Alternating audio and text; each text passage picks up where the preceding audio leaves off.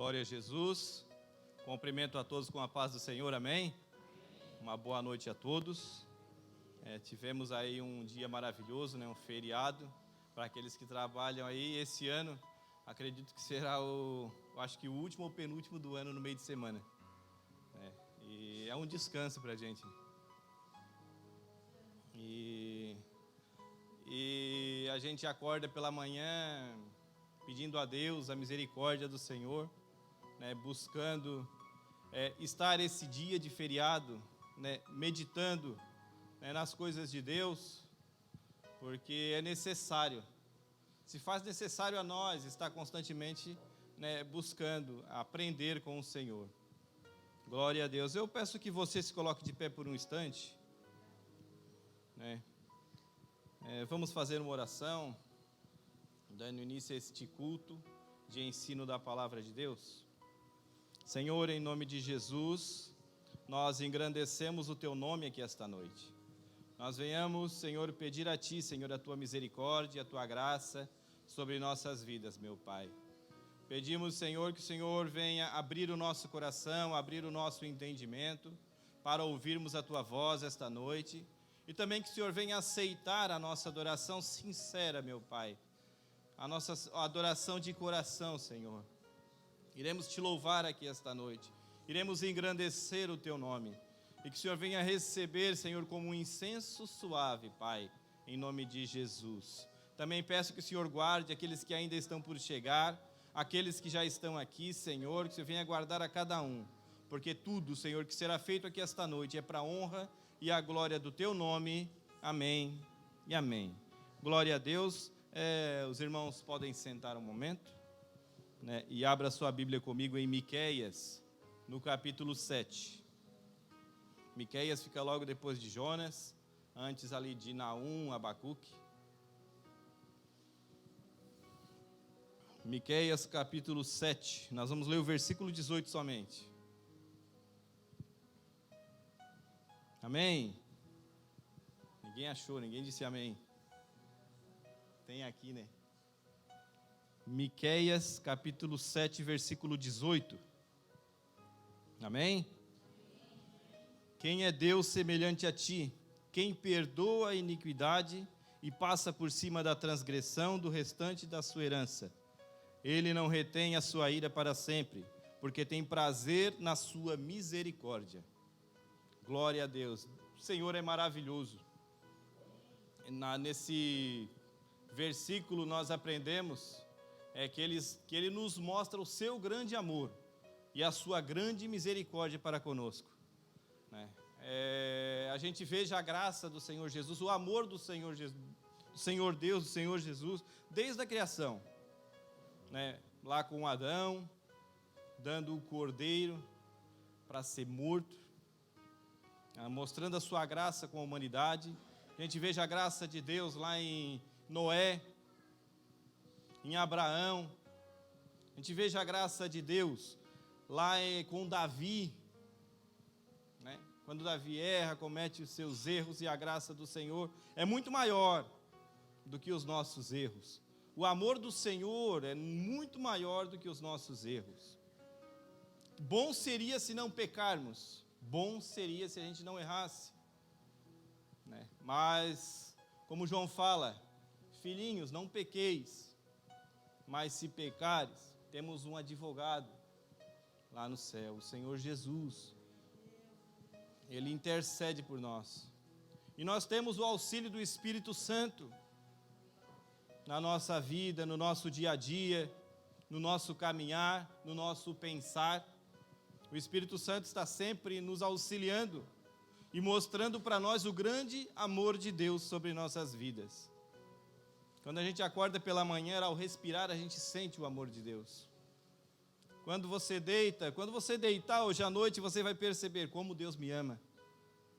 Tive mais um dia na presença do Senhor. Glória a Deus. E não eu que vou ministrar a palavra, vai ser nosso irmão Wagner que estará trazendo o estudo, um estudo maravilhoso aos Hebreus. E vamos aprender com o Senhor esta noite. Vamos dar mais atenção a este momento de estudo da palavra de Deus. Se a gente quer realmente conhecer o amor de Deus no mais profundo, no mais íntimo, é através da sua palavra e através da oração. Através da palavra do Senhor nós venhamos aprender tudo aquilo que precisamos para ter uma vida digna, né, de receber o amor do Senhor Jesus. Amém? Glória a Deus. Vamos louvar ao Senhor.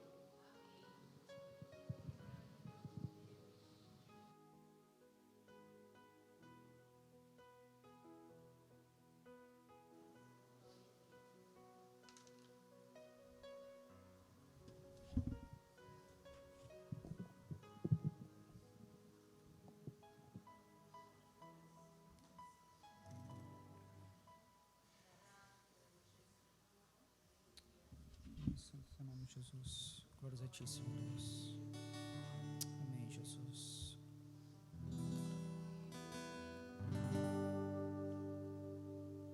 Como Deus é bom, né, irmãos?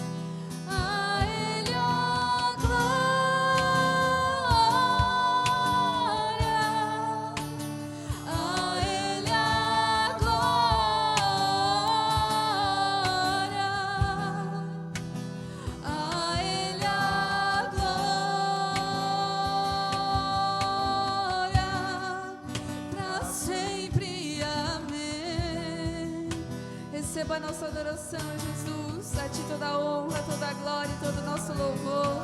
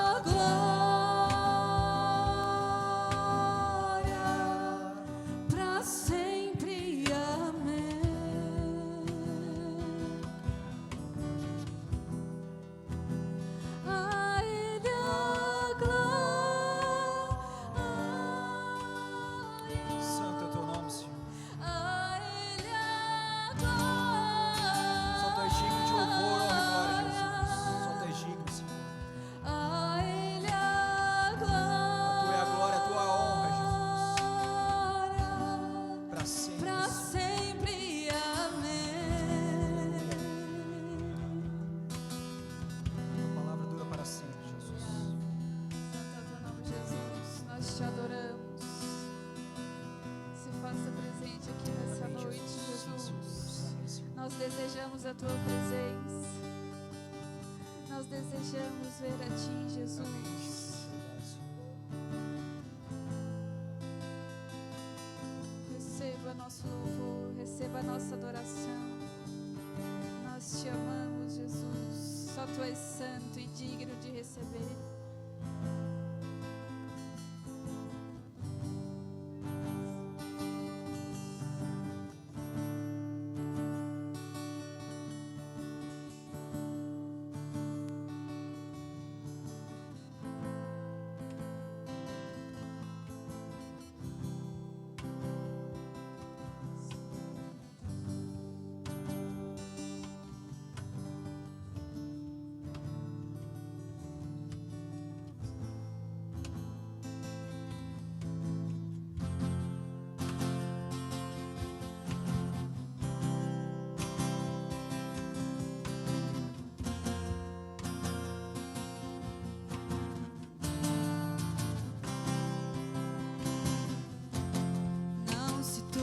Vosso coração, crede em Deus e também em mim. Na casa de meu Pai há muitas moradas. Se não fosse assim, eu não teria dito: vou preparar-vos um lugar. Eu virei, vos levarei para mim mesmo, pois conheceis caminho para onde eu vou. Eu sou o caminho, a verdade, a vida. Ninguém vem ao Pai a não ser por mim. Em verdade eu vos digo, porque eu vou para o Pai. Mas aquele que crê em mim, obras maiores fará.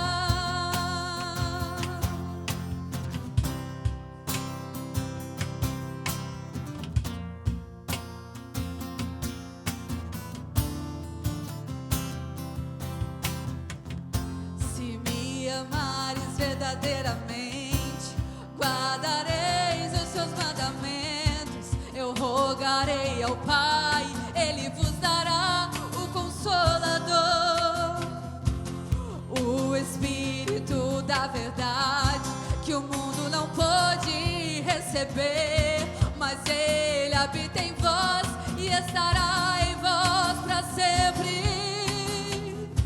Aquele que tem os seus mandamentos e os guarda, esse é o que me ama.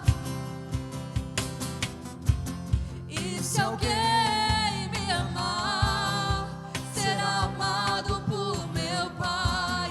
Eu também o amarei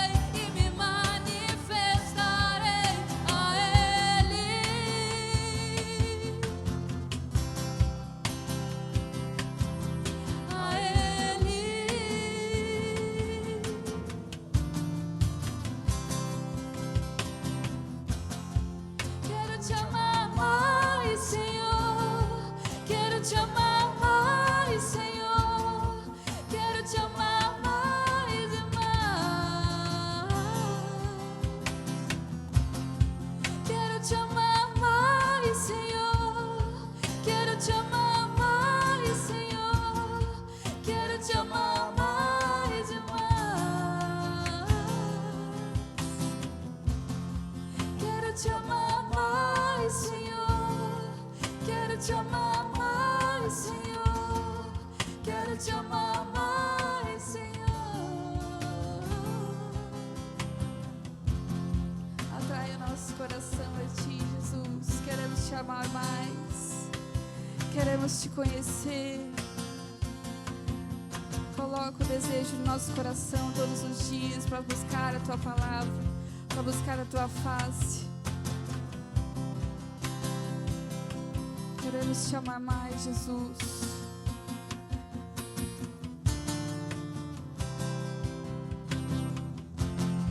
Quero te amar mais, Senhor. Quero te amar mais, Senhor. Quero te amar mais e mais. Quero te amar mais, Senhor. Quero te amar mais, Senhor. Quero te amar mais, Senhor.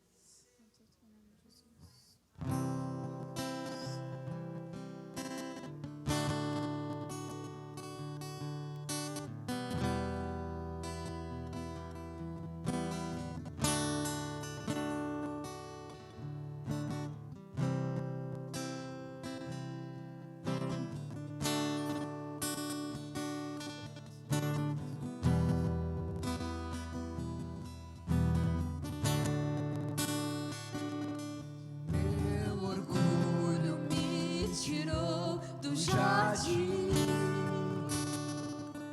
tua humildade colocou o jardim em mim. E se eu vendesse tudo que tenho em troca do amor, eu falharia.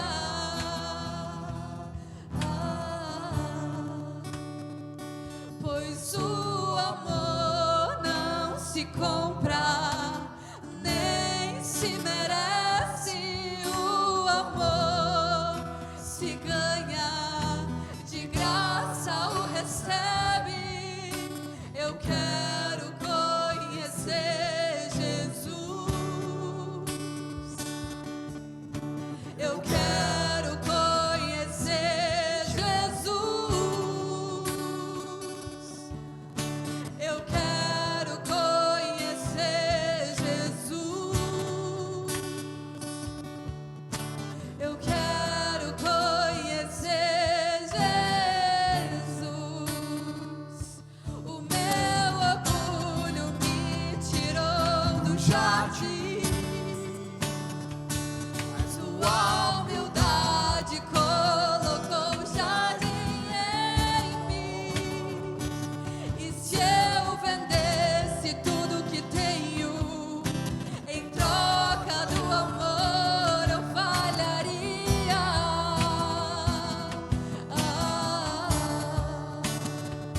Pois o amor não se compra, nem se merece. O amor se ganha, de graça o recebe. Eu quero conhecer Jesus. Eu quero conhecer Jesus e ser achado nele. Eu quero conhecer Jesus.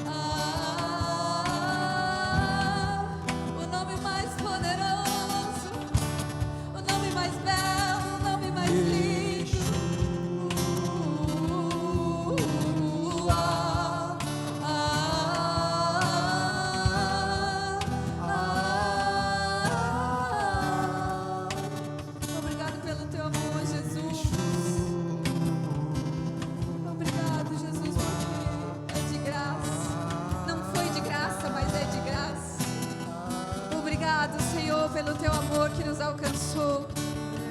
Mesmo nós sendo pecadores, mesmo nós errando todos os dias, a tua graça nos alcança todos os dias. Todos os dias as tuas misericórdias se renovam. Obrigada, Jesus, pela tua graça. Porque se não fosse ela, nós já teríamos sido consumidos.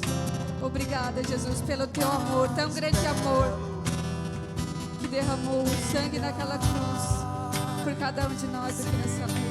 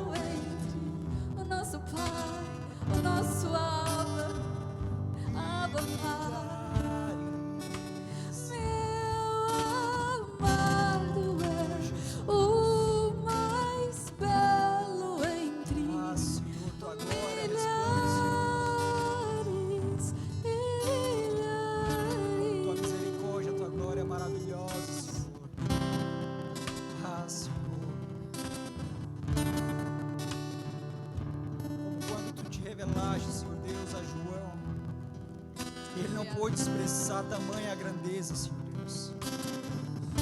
Tamanha grandeza, Senhor. Tamanha beleza que está na sua face, Senhor Deus.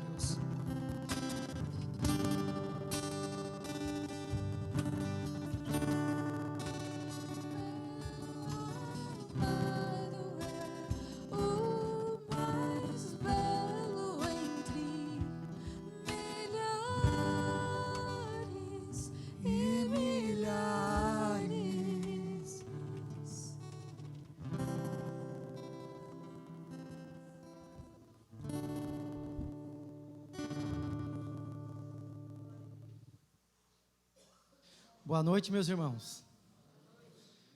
Tomem seus assentos. Abram as suas Bíblias em Hebreus. Pode chegar.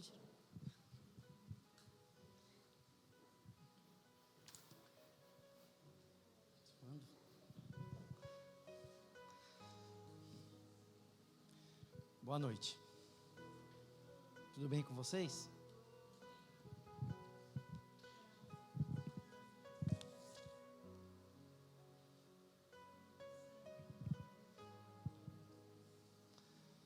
Gostei desse púlpito aqui, cabe bastante coisa. Irmãos, que Deus nos abençoe essa noite, que a gente possa compreender a sua palavra, que a gente possa entender e aplicá-la no nosso dia a dia e na nossa vida. Esse é o propósito pelo qual nós estamos aqui. Semana passada, a gente está dando procedência, né, no nosso estudo da carta aos Hebreus, e é um desafio, porque não é... Então, vocês estão me ouvindo bem? Então, assim? Tem que fazer um curso de como usar isso aqui, meus irmãos. Irmãos, é um grande desafio, porque isso aqui não é uma sala de aula, né? A gente precisa... Isso aqui é um culto. Isso não é apesar de que é um culto de ensino, mas não é uma sala de aula. Então nós precisamos entender que isso aqui, além de a gente ser uma palavra de ensino, também é uma palavra de exortação, é uma palavra de aplicação, é uma pregação. Ela não deve atingir somente a nossa mente, mas também os nossos corações, né? E, consequentemente, as nossas ações. Deve trazer mudança e transformação de vida. Isso não é a sala de aula onde a gente acumula conhecimentos por conhecer. Isso é um lugar onde a gente recebe conhecimento na nossa mente e aplica ela no nosso dia a dia. E semana passada, A gente fez uma introdução sobre esse texto de Hebreus capítulo 6, versículo do 4 ao 8, que fala sobre o crente perdendo a fé. E a gente fez um discernimento entre a igreja visível e a igreja invisível. Cristo morreu pela igreja visível, pela igreja invisível, né? Morreu por povos de toda raça, língua e nação. A igreja visível é o que nós somos. A igreja invisível é aquela pela qual Cristo morreu. E nem todos que estão na igreja visível são da igreja invisível. Entenderam? E a gente pegou vários textos nos mostrando que é impossível que um verdadeiro crente, uma pessoa realmente convertida, regenerada, nascida de novo, tendo um novo coração, poderia se desviar do caminho de Deus, porque ela não está guardada pela sua própria perseverança, mas é o Espírito que nos guarda, é o Espírito que nos mantém de pé. Caso contrário, esse texto estaria indo contrário a muitas outras passagens bíblicas. E uma das regras da interpretação da Bíblia que a gente viu é que a Bíblia interpreta a própria Bíblia. Se tem um texto confuso de se entender, a gente deve pegar um texto mais claro da Bíblia que explique esse texto mais confuso. E a gente viu os textos que explicaram com clareza o que esse autor estava querendo dizer. Ele fez uma distinção entre igreja visível e igreja invisível, quando ele fala no começo: ora, para aqueles, ele está falando para um grupo de pessoas, que uma vez foram iluminados, provaram o dom celestial, tornaram-se participantes do Espírito Santo, experimentaram a bondade da palavra de Deus e os poderes da era que há por vir, e caíram, é impossível que sejam reconduzidos ao arrependimento, pois para si mesmos estão crucificando de novo o Filho de Deus. Agora, no versículo 9, 6 e 9, olha como que ele inicia: amados, mesmo falando dessa forma, estamos convictos de coisas melhores em relação a vocês. Agora ele está falando a um outro grupo de pessoas. Então, ele está falando para um grupo de pessoas que apostataram da fé, e agora ele está falando para vocês que são verdadeiros convertidos, temos coisas melhores. E a gente aprendeu então que é impossível que essas pessoas, guardadas pelo Espírito, nascidas de novo, se desviam da fé.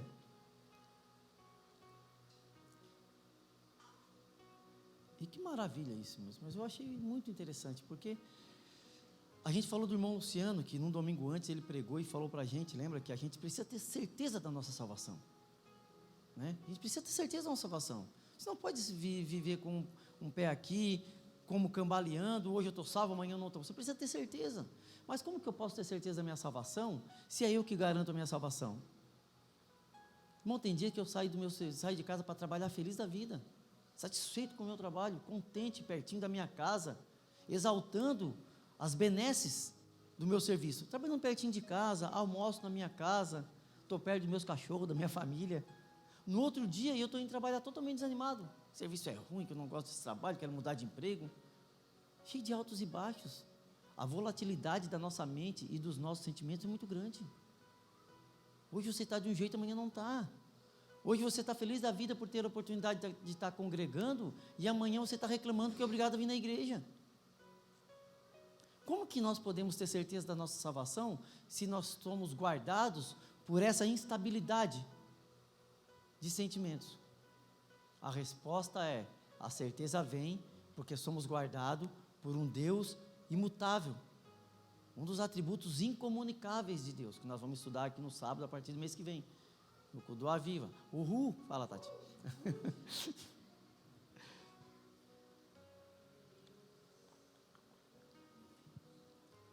A imutabilidade de Deus nos conforta, porque se Ele morreu pelos nossos pecados, estando ainda nós mortos em nossos pecados e delitos, ou seja, Deus morreu por mim, Cristo morreu por mim, entregou a sua vida voluntariamente por mim, quando eu ainda era pecador.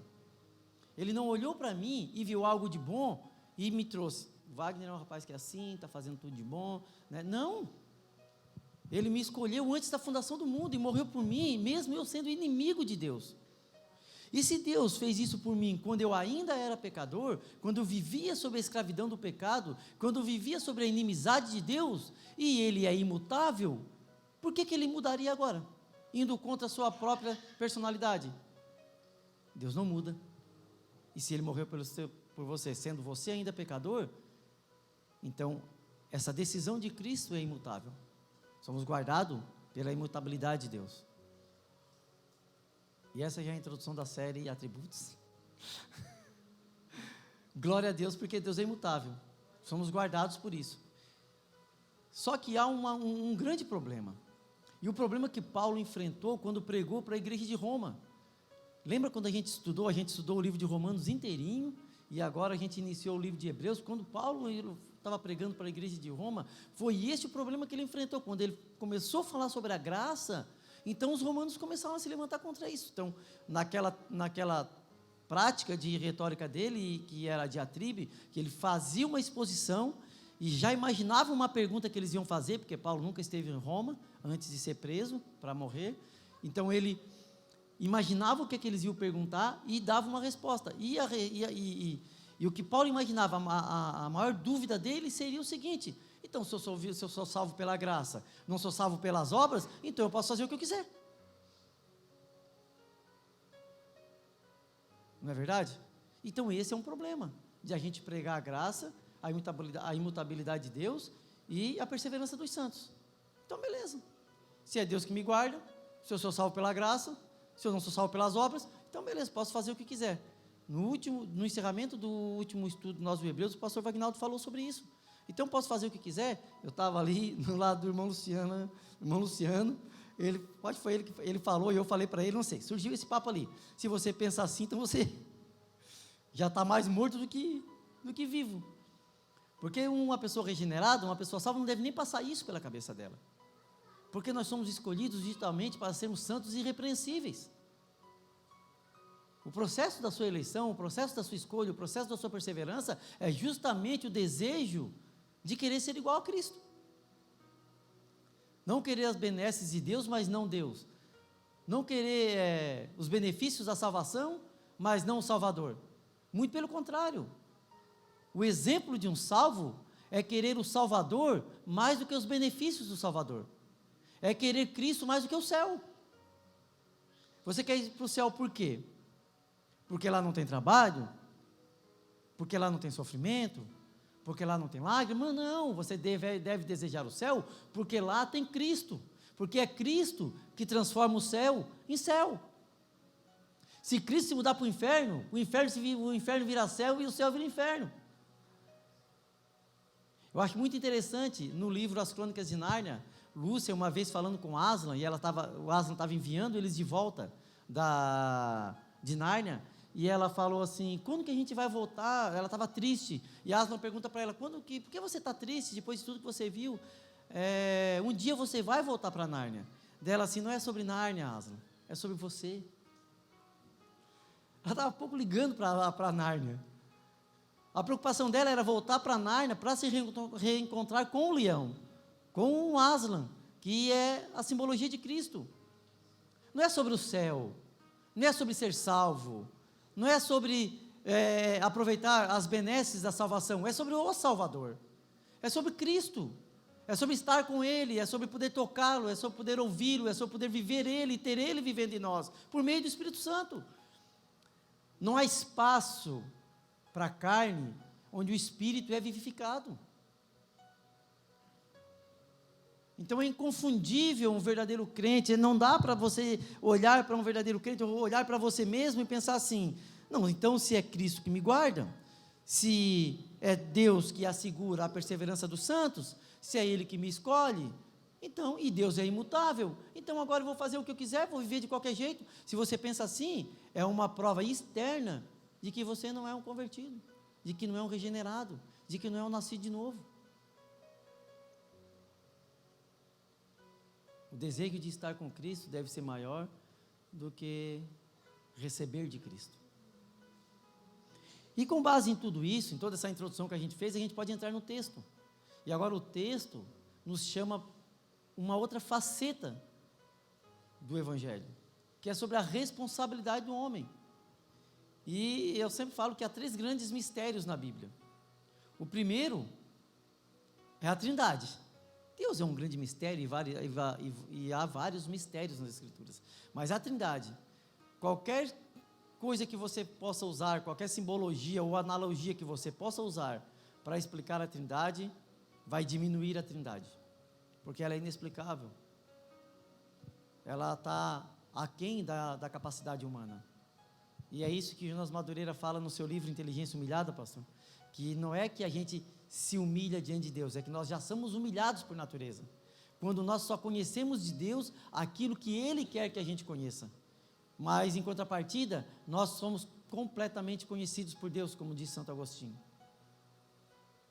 Então há muitas coisas em Deus que nós não podemos entender, muitas coisas em Deus que são inexplicáveis, a Trindade é uma delas, não conseguimos explicar isso.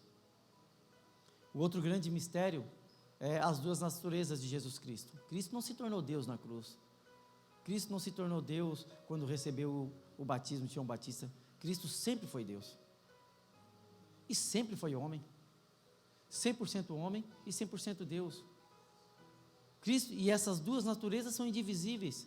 Quando ele estava orando a Deus, ele estava orando com a parte humana. Quando ele estava adivinhando os pensamentos, ele estava adivinhando com a sua parte divina. Não, 100% Deus e 100% Deus em todo momento da sua existência, em todas as suas faculdades.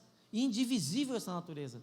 Você não pode dividir, uma hora ele está sendo homem, uma hora ele está agindo como Deus. Cristo é 100% homem, é a união hipostática, como a teologia chama, ou a união mística de Cristo. Duas naturezas indivisíveis, mas que também não se misturam. Isso é um grande mistério. Está na Bíblia, não dá para explicar, mas está ali.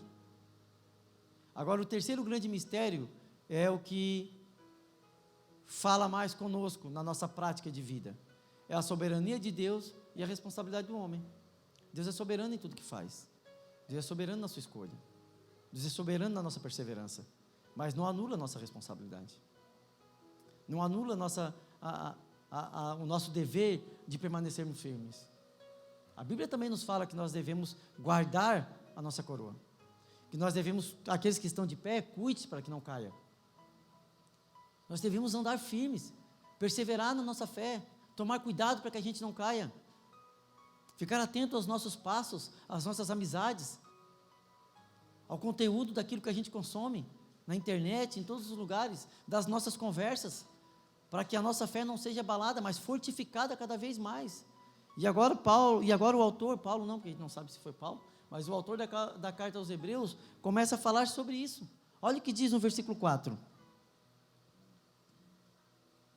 Ora, para aqueles que uma vez foram iluminados, provaram o dom celestial, tornaram-se participantes do Espírito Santo, experimentaram a bondade da palavra de Deus e os poderes da era por vir. Olha só, a gente pode tirar algumas lições desse versículo. A primeira lição é que uma profunda experiência religiosa é possível, e mesmo assim você se desviar da fé. É possível, segundo esse texto, você ver uma pessoa extremamente dedicada na igreja, tendo uma relação com Deus profunda, relacionamento com Deus, com as Escrituras, com a igreja, com tudo que você vê, um legítimo crente. Você olha para a pessoa e fala assim: esse aí é crente. Como eu falo para a irmã Eliane: bom dia, crente. A mulher mais crente que eu conheço. Mas não diz para mim que um dia a irmã Eliane não pode se desviar, que um dia ela não pode se desviar da fé, que um dia as irmãs aqui do Circulação, que são meus exemplos de ser crente, eu digo que eu aprendo a ser crente com elas, que um dia uma delas possam se desviar, que possam apostatar, que possam se afastar de Deus. E olha só, em primeiro lugar, é que é possível uma profunda experiência religiosa e mesmo assim a gente apostatar da fé. Em primeiro lugar, olha só, eles foram iluminados. Olha o que diz: ora, para aqueles que uma vez foram iluminados pela palavra de Deus, eles receberam a luz do Evangelho, foram iluminados pelo Espírito, entenderam que Cristo era a verdade, saíram da escuridão. Eles tiveram os seus olhos abertos, assim como Paulo. Foram tirados as escamas, enxergaram entenderam. O Espírito Santo clareou, desanuviou o entendimento deles. E eles olharam para tudo e viram: agora eu entendo. Graças a Deus, foram iluminados pela verdade. Foram iluminados pelo Espírito. Reconheceram a sua real situação em relação a Deus, mas rejeitaram essa oferta. Eles olharam para si, viram que não era tão bons, como algumas pessoas estão bloqueados para entender essa verdade. Você olha para algumas pessoas e diz assim: eu não tenho pecado, não faço nada de errado. Eu tenho minha cachaçinha, fumo meu cigarrinho, mas não faço nada de errado. Eu não bebo, não fumo, só trabalho, vim para casa, o que é que eu tenho de errado? Não reconhecem a sua real situação, não foram iluminados para a verdade do Evangelho e para a sua real situação. Mas esses foram realmente iluminados, foram abertos os seus olhos, entenderam o Evangelho, entenderam a sua real situação diante de Deus, viram que eram pecadores. Em segundo lugar,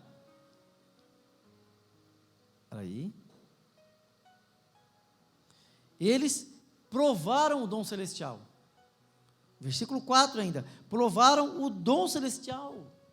Eles provaram de tudo que Deus poderia entregar, por meio da sua igreja, por meio do corpo. Eles estiveram aqui, congregaram conosco, experimentaram dos dons que Deus distribui, dos atributos comunicáveis de Deus, experimentaram o amor, experimentaram talvez uma cura,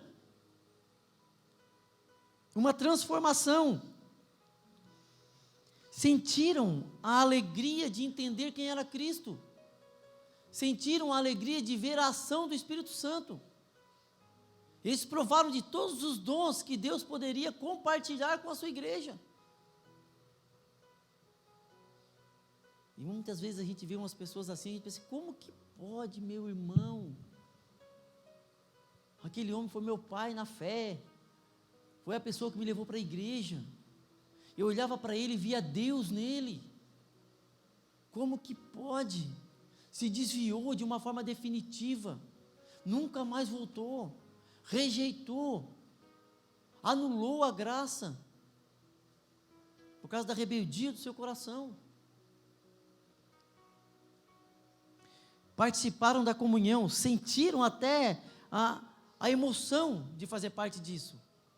Viveram aqui, viram eles cantarem os louvores, se emocionaram com a gente, e às vezes até mais do que nós. Às vezes você olha para uma pessoa e vê assim, não chora, não fala nada, é um desviado. Aí olha para outro que chora e se emociona, né, e fala, e grita, e vê assim, crente de verdade. Não dá, irmãos, para ver exteriormente. Essas ações não são provas, não são evidências. No final, no versículo 8, ele vai falar o que é uma evidência de um verdadeiro convertido. Mas devemos tomar cuidado, porque é responsabilidade nossa nos mantermos firmes nesse caminho.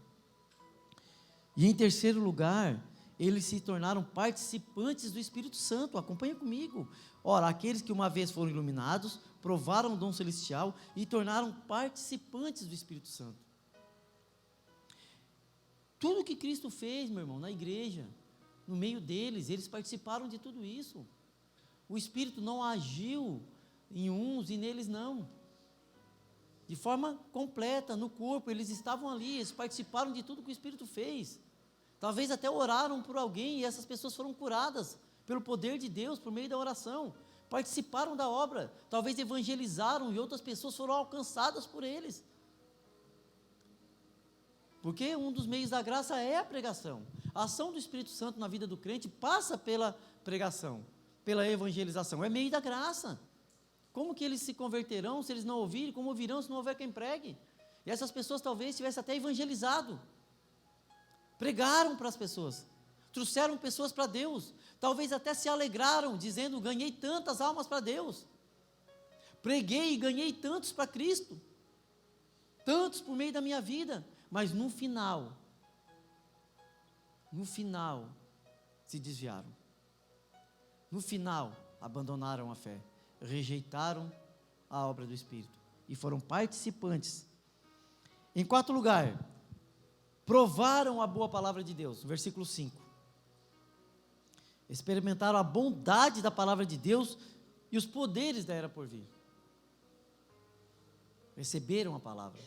Não receberam a palavra mais ou menos, receberam na sua totalidade. Estavam aqui, ouviram as mesmas pregações que vocês, ouviram as mesmas palavras, a mesma ação do mesmo Espírito.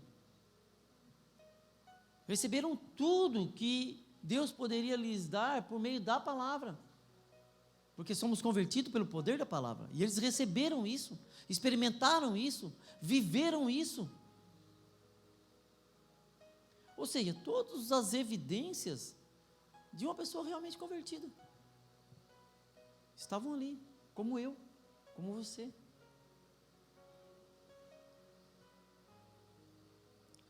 O único problema é que ouviram tudo, receberam tudo, mas não usaram a palavra como regra de fé e prática.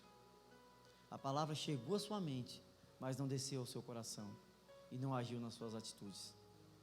Parou aqui, no campo do conhecimento. Por isso, no início do versículo 6, o autor fala que nós devemos deixar os rudimentos da fé e avançar para a maturidade. Eram pessoas imaturas, receberam a palavra no entendimento, mas não desceram para o coração, não receberam como regra de fé e prática. Conhecem tudo, mas não são guiados pela palavra, não são direcionados pela palavra de Deus. A Bíblia, como um mero conhecimento, meu irmão, não tem poder nenhum sobre a sua vida. Nós precisamos estar com o coração aberto para receber essa palavra e agir segundo essa palavra. Um conselho que não é colocado em prática é pérolas jogadas aos porcos. Quantos filhos a gente vê que se perdem no caminho da vida porque os pais aconselham e eles não levam a sério o conselho dos pais? E quando estão todos arrebentados, falam assim, meu pai nunca falou isso. Falou, mas recebeu no seu conhecimento, entende tudo que o pai quer falar, entende o que ele quer dizer, mas não usa esses conselhos na sua vida prática, na sua vida diária. É muito fácil, meu irmão, é muito bonito a gente ser obediente no conhecimento. Recebe a palavra e fala, é isso aí mesmo, boa essa palavra. O pastor prega, não, é isso aí mesmo. Quantas pessoas você já viu que você vai aconselhar, você vai falar, e ela recebe tudo, de bom coração, de bom grado. Recebe a palavra, não, é isso mesmo, concordo, está certo, boa essa palavra. Mas quando sai dali para fora, agem segundo a sua própria vontade, segundo o seu próprio entendimento, e se desviam do caminho da verdade. Porque a palavra não é regra, ela não alimenta a sua fé, vive segundo a sua própria vontade, segundo as suas próprias concupiscências, segundo os desejos da carne, continua sendo uma pessoa escrava dos seus próprios desejos. A sua felicidade é condicionada ao realizar da sua própria vontade. Se eu não fizer aquilo que me faz feliz, então eu não sou feliz. É a frase que o mundo hoje tornou muito normal e comum, e a gente ouve, né? Não é errado se te faz feliz. Então ele condiciona a sua felicidade, a sua alegria, o seu bem-estar ao realizar das suas vontades. Se eu não posso fazer aquilo que eu quero, então eu não posso ser feliz, ou eu não sou livre. Muito pelo contrário, o pior tipo de escravidão é aquela que a gente é escravo dos nossos próprios desejos. É a pessoa que é escrava de si mesmo. Ele é escravo da sua própria vontade. É como uma criança birrenta, tem que fazer o que ela quer. Senão ela não consegue se sentir realizada, não consegue ser feliz, não consegue receber um não como resposta.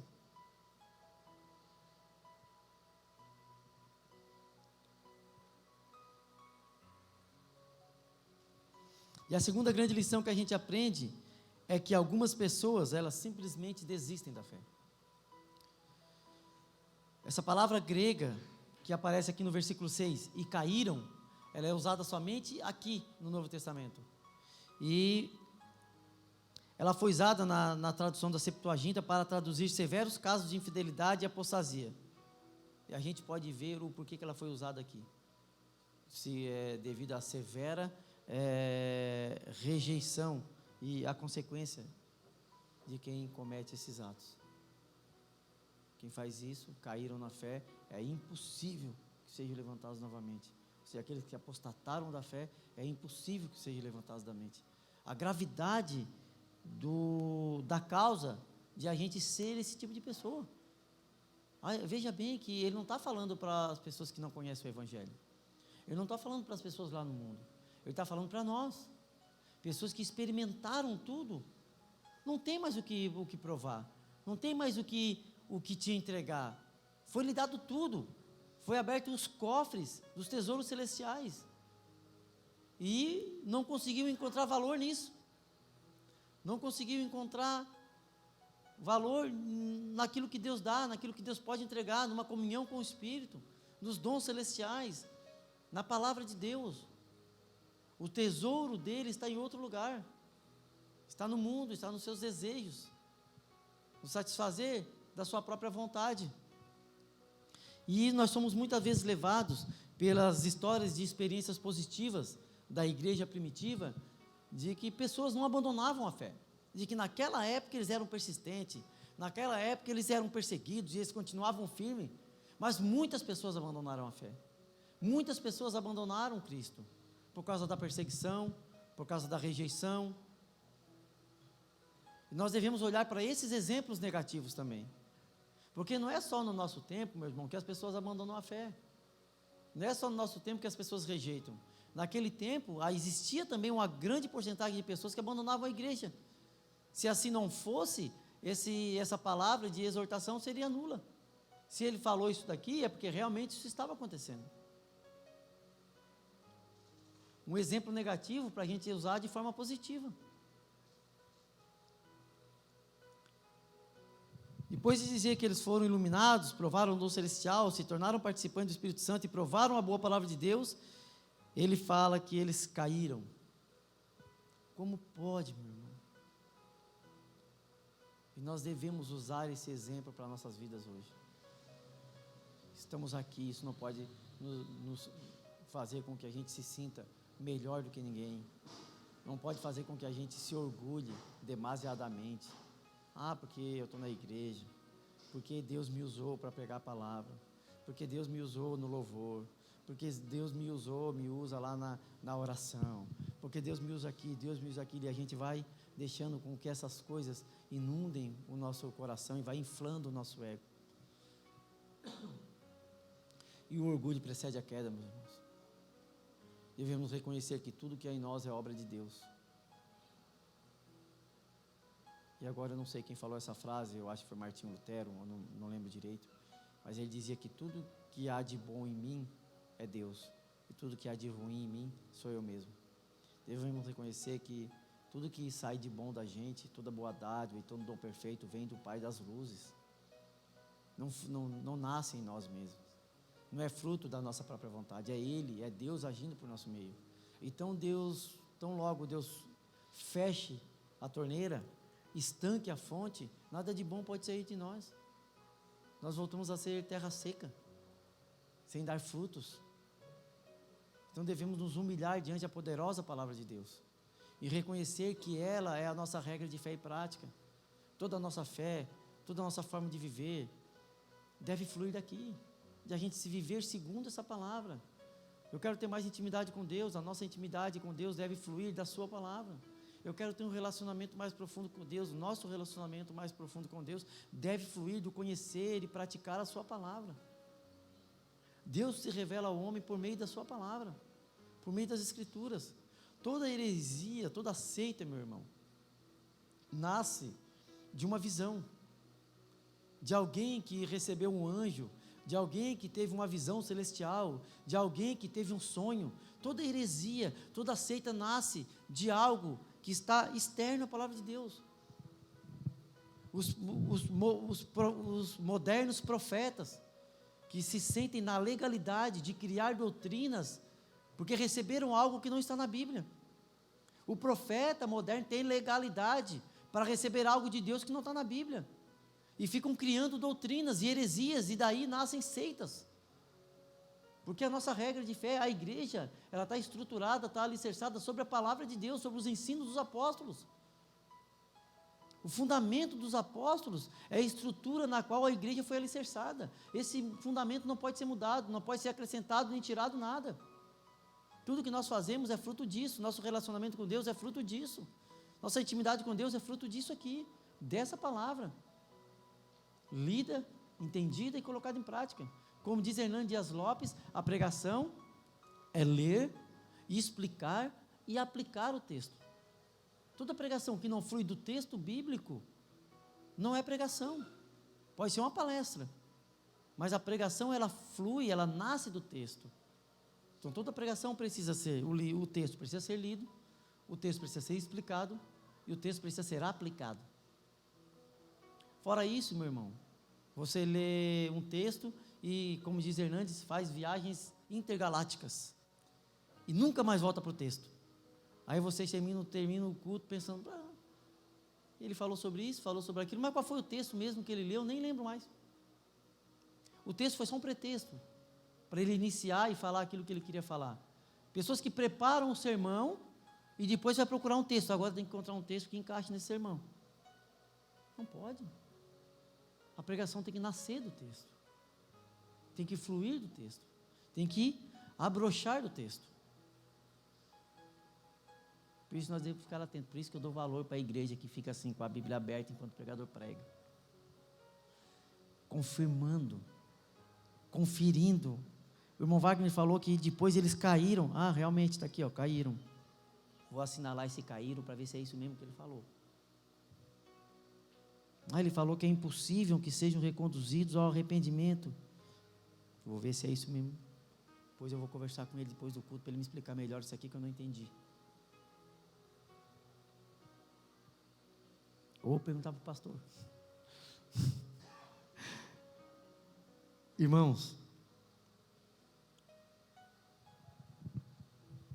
o judeu que tinha aceitado a Cristo, ele poderia ser torturado e até perder os seus bens, suas residências por ter aceitado a Cristo. E é essa tortura e essa perseguição que estava fazendo com que muitas pessoas abandonassem a fé. Nós devemos ficar atentos.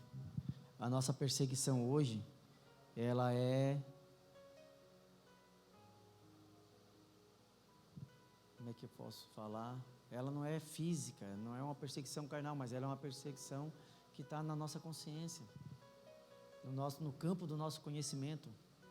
A nossa perseguição hoje, ela é ideológica, invisível, porque você vê como é que é a perseguição. A perseguição ataca os nossos jovens hoje na igreja. Ninguém está lá pegando eles, crucificando eles, batendo neles, mas tratando eles como se eles fossem ignorantes por acreditar nessas fábulas. E muitos jovens hoje nas escolas não confessam a sua fé entre os outros porque tem medo de virarem chacota. De as pessoas à sua volta falam, tu acredita nessas coisas? Tu acredita em dilúvio? Tu acredita em que alguém atravessou o mar, que a água abriu e... Tu acredita nessas fábulas? Existe a perseguição hoje em dia. O exemplo de Moisés, ele mandou 12 espias. E eles foram. Eles entraram na terra prometida enquanto o povo ficou esperando. Eles entraram lá. Os 12. Eles experimentaram do ar da terra. Eles viram a terra prometida. Talvez, meus irmãos, é que eu estou conjecturando, eles tenham até experimentado aquelas frutas que eles falaram, que os cachos de uva eram grandão. Talvez tenham até experimentado. Escondido, foram lá, pegaram. Experimentaram do sabor da terra. O ar da terra, contemplaram a terra. E quando voltaram, só 2 não voltaram atrás. 10 rejeitaram tudo aquilo que eles viram por causa da iminente batalha que eles iam enfrentar. Eles provaram de tudo. E em terceiro, a lição que é impossível renovar para o arrependimento as pessoas que caíram. Versículo 6. E caíram e é impossível que sejam reconduzidos ao arrependimento. Por quê, meus irmãos? Por que é impossível que essas pessoas sejam reconduzidas ao arrependimento? Porque é impossível uma pessoa que experimentou tudo que Deus poderia dar e rejeitou. Ele não está falando de pessoas.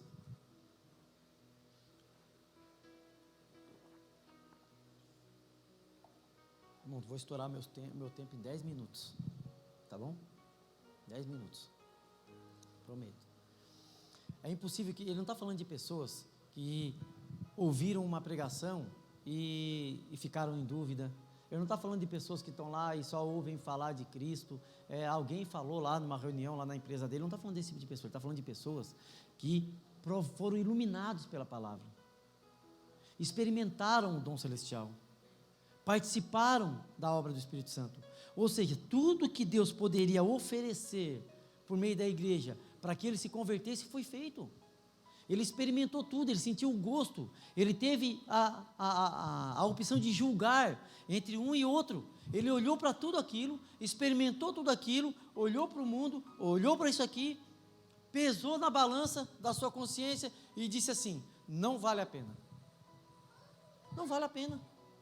O preço é muito alto. Ele simplesmente escolheu entre um e o outro. Não é uma pessoa que não conheceu, não é uma pessoa que não recebeu, não é uma pessoa que não entendeu. Ela recebeu tudo, ela entendeu tudo. Ou seja, chegou num ponto que não tem mais o que oferecer. Se aquilo ali que foi dado a ela não o convencer, mais nada convence.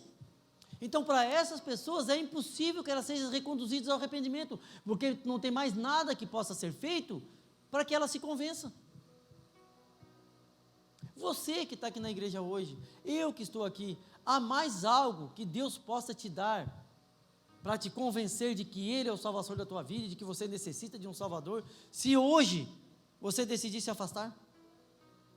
Se você hoje abandonar a igreja, se você hoje abandonar a sua fé, lá fora, alguém pode ir lá falar alguma coisa para você que nunca foi dito? Alguém pode ir lá levar uma novidade para você?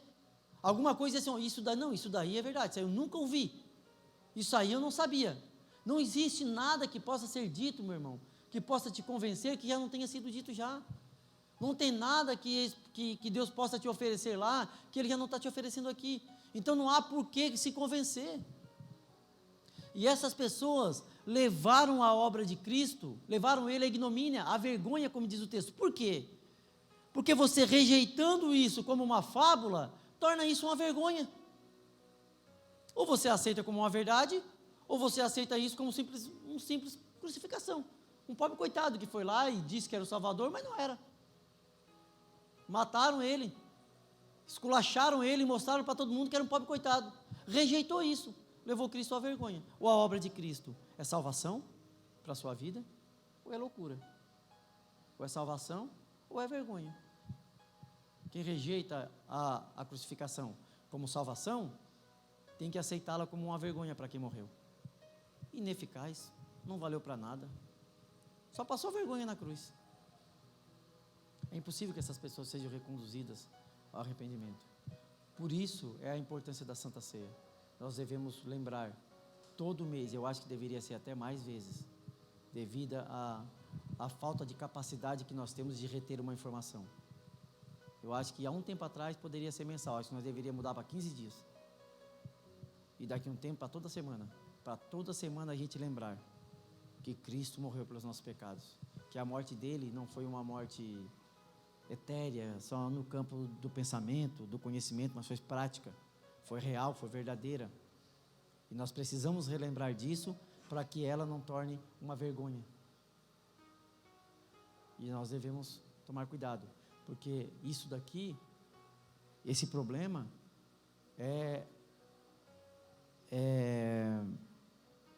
atribuído não a quem salvou, não ao Espírito Santo, não à palavra de Deus, mas a quem a rejeitou, a responsabilidade humana. Nesse texto, a responsabilidade de quem rejeitou a palavra de Deus, aqueles que se desviaram, a responsabilidade de quem caiu, é das pessoas. Foi-lhe dado tudo, e eles foram responsáveis pela sua queda, e nós devemos ficar atentos por isso. Esse é o grande mistério e o grande dilema da nossa vida.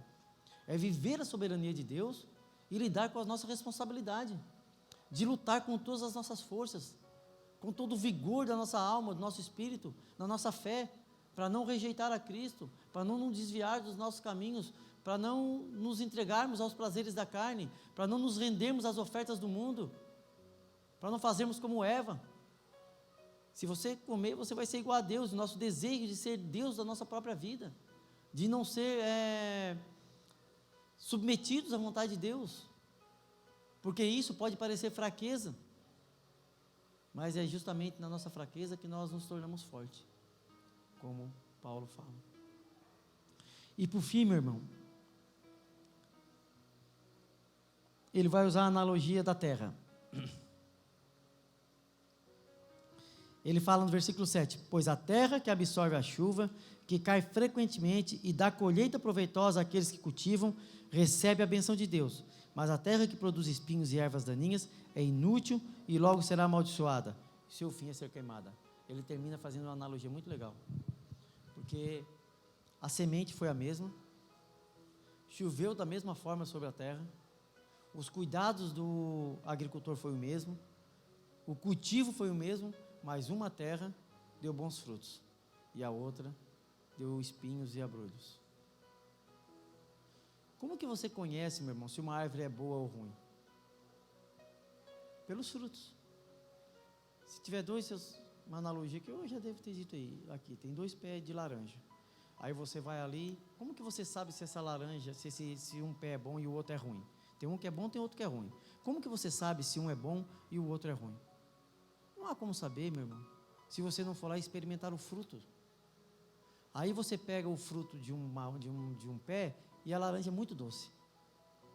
Aí você vai dizer, esse pé é bom, essa árvore é boa. Mas essa árvore é boa por quê? Porque ela deu bom fruto? Ou o fruto é bom porque a árvore era boa? O fruto não muda a natureza da árvore. O fruto exterioriza o que a árvore já era. A árvore não se torna boa porque deu laranja boa. Ela deu laranja boa porque ela já é boa. Então os nossos frutos, as nossas atitudes vão exteriorizar quem nós somos. Vão mostrar para o mundo como que nós temos recebido essa boa semente. Como que nós temos recebido o cuidado do agricultor. Como que o nosso coração tem recebido o cultivo do agricultor. Porque ele tem cuidado de todos igual. A palavra não muda. Ela é pregada para todos, de forma igual. Os dons do Espírito é derramado de forma abundante sobre a igreja. E todos experimentam dos dons celestiais, como o texto diz. Mas alguns dão os frutos e outros não. Nós devemos ter cuidado para receber essa semente, para sermos terra boa, para receber com bom agrado os cuidados de Deus, os cultivos do agricultor, para que essa palavra dê fruto na nossa vida. É nossa responsabilidade dar bons frutos. Não somos isentos disso. Amém? A minha oração, meus irmãos, é que essa palavra entre no nosso coração como semente boa em terra fértil, para que nós possamos demonstrar e mostrar para o mundo o que Deus tem feito no nosso meio. Como que nós temos cuidado das pessoas lá fora, como nós estamos nos relacionando com os pecadores, como nós estamos nos relacionando com as pessoas que não recebem a palavra de Deus, a preocupação que nós temos de que a palavra de Deus alcance as pessoas que ainda não foram alcançadas pelo Evangelho. Eu não digo alcançadas assim, alguém ouviu lá, Jesus te ama. Isso não. Qual é o nosso compromisso, a nossa preocupação que nós temos de que as pessoas que estão à nossa volta realmente estejam entendendo o que é o Evangelho, que estejam entendendo o impacto que é da morte de Cristo para a humanidade, para a vida delas. Não é só dizer Jesus te ama, porque essa pessoa talvez não tenha nem reconhecido quem ela é diante de Deus, a gravidade do seu pecado. Se você não sabe que você está perdido, você não reconhece a necessidade de um Salvador. Você precisa reconhecer a gravidade do seu pecado para entender a grandiosidade do amor de Deus. O que Ele precisou fazer para resgatar o nosso coração das trevas, um coração obstinado em toda a sua essência. Um ser humano que é depravado em todas as suas faculdades mentais e físicas e espirituais. Rejeita a Deus em todas as áreas. Mas Deus nos resgatou desse abismo de trevas, porque a luz do seu Filho brilhou sobre as nossas trevas, sobre a nossa mente, sobre o nosso coração.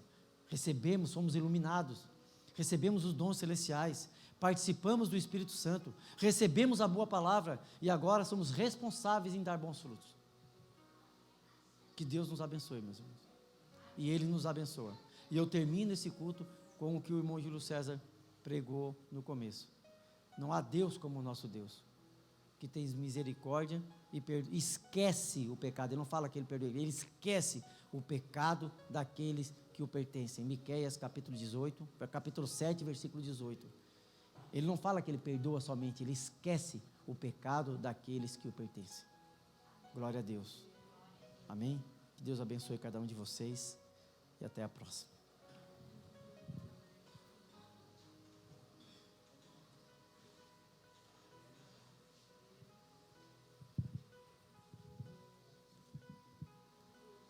Amém?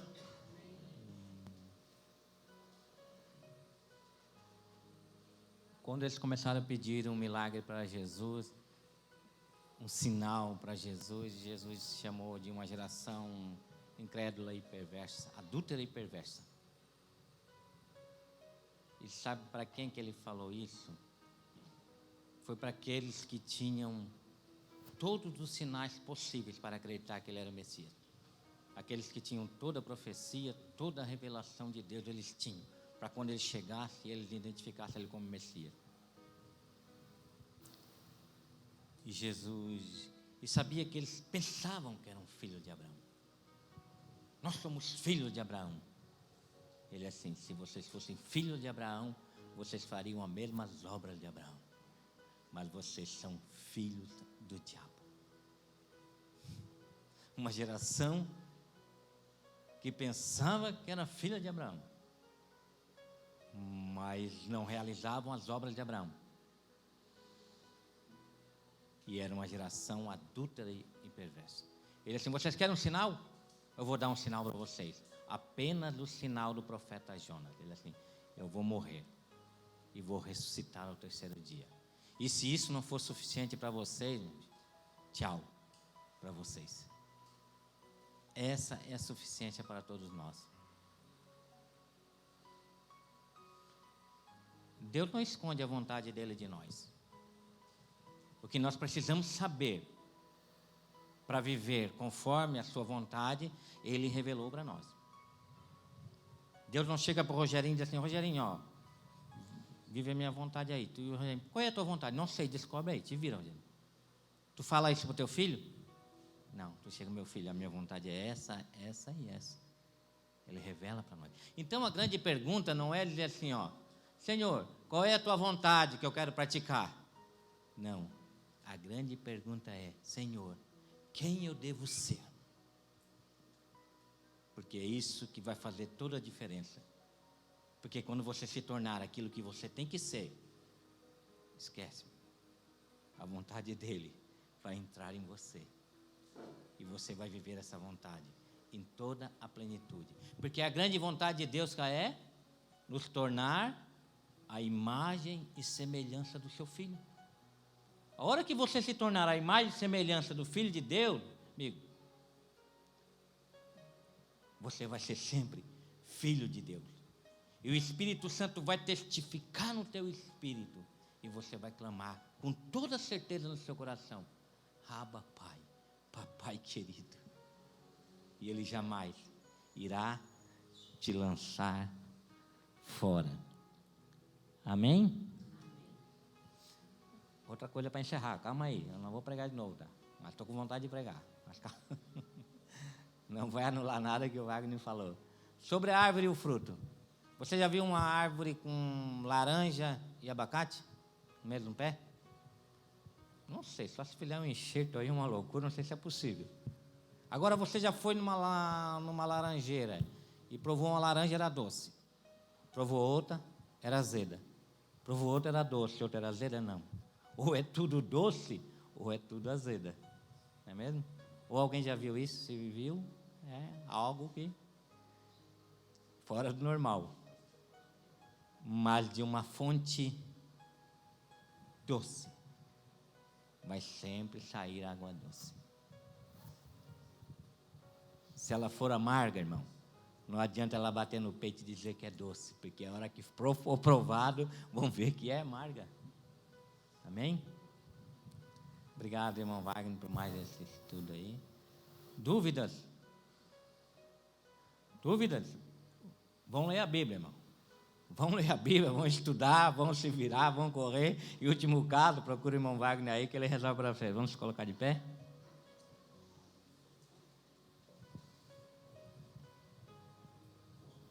E vamos agradecer a Deus. O irmão Juscelio estava se preparando para terminar? Ah, não estava? Pensei que ele estava ali. Porque às vezes a gente fica assim: eu vou terminar, o que é que eu vou falar? E vamos orar, agradecer. Obrigado, Senhor, pela Tua palavra. Obrigado porque o dia do Senhor nos chamou para um grande compromisso, Senhor. Ser Teu Filho, Senhor, é o maior compromisso que foi colocado em nossas vidas. O compromisso de te representar, o compromisso de dar um testemunho que o Senhor é um Pai de amor, um Pai de justiça. Que compromisso que o Senhor nos deu. Mas ajuda-nos, Senhor, a viver esse compromisso. O Seu Espírito venha nos ajudar a viver tudo aquilo que o Senhor tem preparado para nós. Que as pessoas possam olhar em nós e ver resplandecer a face do Seu Filho amado. Que as pessoas venham olhar para nós e ver que realmente nós estamos caminhando conforme a imagem e semelhança do Seu Filho. Então nos ajuda, Senhor. Nós sabemos que o Senhor irá nos guardar, o Senhor tem nos guardado, o Senhor está nos guardando. É nisso que nós cremos e aí está a nossa confiança, Senhor.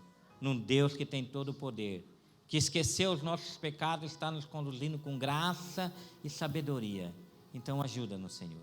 Queremos ser mais parecidos com o Seu Filho, queremos resplandecer mais a face de Cristo em nós e viver tudo aquilo que o Senhor tem para nós, para que o Seu reino venha se expandir nessa terra e aqueles que ainda não ouviram o Seu Evangelho venham ouvir através das nossas vidas, através da nossa prática de vida, através daquilo que confessamos com os nossos lábios e eles venham ter um encontro verdadeiro contigo. Em nome de Jesus, te agradecemos. Amém. Não deu para fazer o nosso passeio ciclístico, amém? Mas foi remarcado, dia 30 nós vamos fazer. Vai ser outro feriado lá para o final do mês. E eu espero que todos estejam nessa mesma pegada que tiveram dessa vez. Tinha quase 50 pessoas. Nós ia abalar essa cidade, nós ia fazer tremer. Mas eu tenho certeza que dia 30 vamos pedir para Deus dar um dia bom para nós, para a gente caminharmos todos juntos, pedalarmos todos juntos, amém? Se Deus, quem será contra nós? Mas graças a Deus, que nos dá a vitória, por nosso Senhor e Salvador Jesus Cristo, vencendo bem Jesus. Deus abençoe a vida de todos.